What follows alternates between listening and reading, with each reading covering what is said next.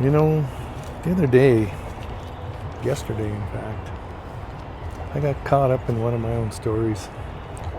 I talked about this in other videos. I got caught up in one of my own stories and I got caught up so deep that the feelings were just swirling around inside of me and it just felt gross. And I was convinced that I knew exactly what was going on. I was 100% convinced. And so my mind reacted to that story, my body reacted to that story, my emotional state was tied to that story. My spirit was sitting there kind of laughing. But in that moment, I couldn't feel that part of me. I was disconnected from that part of me because I was so caught up in the story. I was so caught up in the story that I was convinced was true. And that doesn't matter how much we know, doesn't matter how much studying we do, doesn't matter how much sitting in a monastery we do, it doesn't matter how much yoga we do, it doesn't matter how much contemplation we do. The work always shows up in the same ways. It shows up in us continuing to tell ourselves stories. Like, we'll just figure out one and then suddenly there's another one.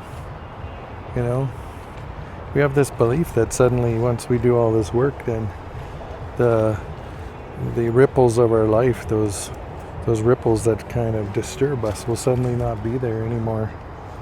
Yeah, but they're still there. They always will be there. I can hear some of you in the back saying, "Yeah, Joel, but how we deal with those ripples will change." Sure, it will. But it's never going to get rid of the ripples, And part of the work is actually allowing that emotional stuff to take over. This is where life is working with us and helping us. I obviously had some of those anxious feelings stored inside of my body.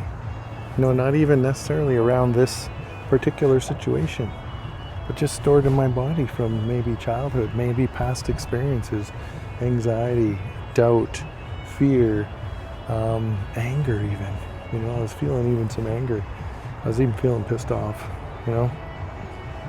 And that story that I told myself, because the universe created this beautiful situation that I could totally misinterpret.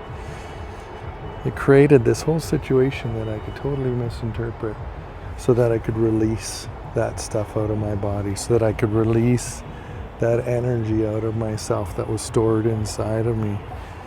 So I could release that, but also remind myself of where I'm at spiritually, remind myself that I'm telling myself stories. It's so easy to get caught up. It's so easy, And if anyone's sitting there and telling you, I never get caught up in that stuff, they're bullshitting you. They're totally bullshitting you. They're in denial. They're totally in denial. None of us escapes the experience of being human. And telling ourselves those stories is part of the experience of being human. But we can get caught up in those stories and use them to enter a selfish space and use them to project ourselves out on the world around us. Or we can use those stories to help release those things that might be stored inside of us, to help us become more impeccable in our own spirituality, to ground ourselves in our belief systems, and ground ourselves in who it is that we say that we really are at the end of the day. So a friend of mine often says, I love being triggered. I love it when people piss me off. And the reason he says that is because he recognizes that those stories we tell ourselves are beautiful gifts for us, you know. The emotions that come up are beautiful gifts for us. They allow us to release something that might be stored in there. And the universe is working with us beautifully to create that situation that we can drastically misinterpret. You know, we think we know, you know, but sometimes the work is just letting yourself be human. So continue to do that.